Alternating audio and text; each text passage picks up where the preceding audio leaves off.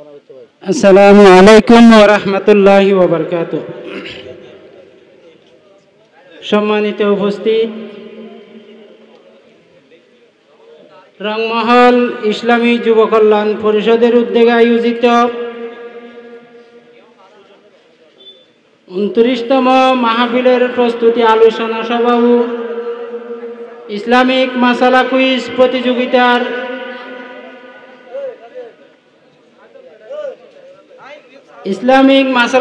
প্রতিযোগিতার ও এভাবেও ভালো কাজ করা যায়।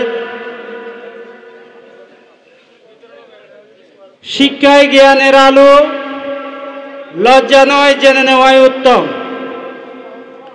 আউযু বিল্লাহি মিনাশ শাইতানির রাজিম, বিসমিল্লাহির রহমানির রহিম। আজকের রংমহল ইসলামী যুব কল্যাণ পরিষদের উদ্যোগে আয়োজিত 29তম মাহফিলের প্রস্তুতি আলোচনা সভার ও ইসলামী মাসালা কুইজ প্রতিযোগিতার অনুষ্ঠানের সম্মানিত সভাপতি সাহেব, অত্র মঞ্চে উপবিষ্ট আমার প্রাণ প্রিয় শ্রদ্ধেয় শ্রদ্ধাভাজন প্রধান অতিথি মহোদয়, মঞ্চে আমার উপবিষ্ট আমার শ্রদ্ধেয় প্রধান আলোচক জনাব হযরত মাওলানা জিয়াউর রহমান সাহেব, খতিব রংমহল কেন্দ্রীয় জামে মসজিদ,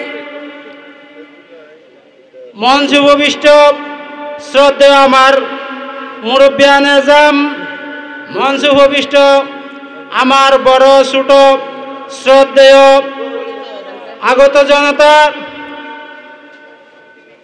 সর্বপ্রথম আমি আপনাদের উদ্দেশ্যে সালাম জ্ঞাপন করছি। আসসালামু আলাইকুম রহমতুল্লাহ। সর্বপ্রথম আমি আরো শুকরিয়া জানাই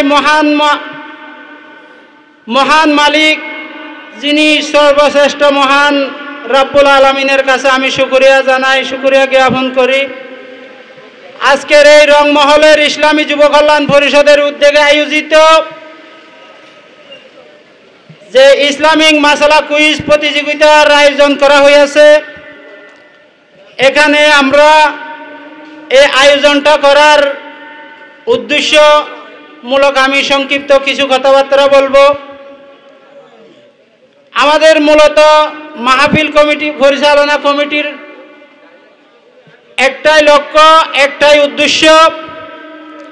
আমরা চাই আমার এই প্রাণপ্রিয় রংমহল ইসলামী যুব কল্যাণ পরিষদের সকল সদস্যবৃন্দ, আমরা এমন একটি কাজ করতে চাই যেই কাজে আমরা কোনো সমাজ বিরোধিতা কাজে লিপ্ত না হই। আল্লাহ ও রাসূলের সন্তুষ্টি অর্জন করার জন্য আমরা দ্বীন ইসলামের পথে এমন কিছু কাজ করতে চাই, মহান আল্লাহ পাক রব্বুল আলামিন যাতে আমাদের দ্বীনের ইসলাম প্রিয় কল্যাণময় কাজে এগিয়ে নেওয়ার জন্য আল্লাহ যাতে আমাদের তৌফিক দান করুক। সবাই বলে আমিন। তো আমি বিশেষ কিছু বলবো না, শুধু আমাদের লক্ষ্য একটাই, এই 2024-এর ডিসেম্বর মাসে আসছে 16 ডিসেম্বরের দিন। আমরা 16 ডিসেম্বরের অনেক সূচনা দেখেছি, অনেক জায়গায় অনেক বিভিন্ন রাষ্ট্রীয় সাংস্কৃতিক অনুষ্ঠান হয়। আমরা ওদিকে না গিয়ে আমরা একটা অনুষ্ঠানের আয়োজন করেছি, যে আমাদের অনুষ্ঠানটা হচ্ছে আমাদের চলার পথে, আমরা মুসলমান হিসাবে আমাদের চলার পথে আমাদের কিছু করণীয় আছে। এই করণীয়টা হচ্ছে, যেমন আমি একটা উদাহরণস্বরূপ কথা বলবো, আমি একটা উদাহরণ দিয়ে বলতেছি। যেমন মনে করেন বাসায় যদি এক পাতিলা ভাত এবং এক পাতিলা সালন বা তরকারি রান্না করতে গেলে ওখানে অনেক কিছুর প্রয়োজন হয়।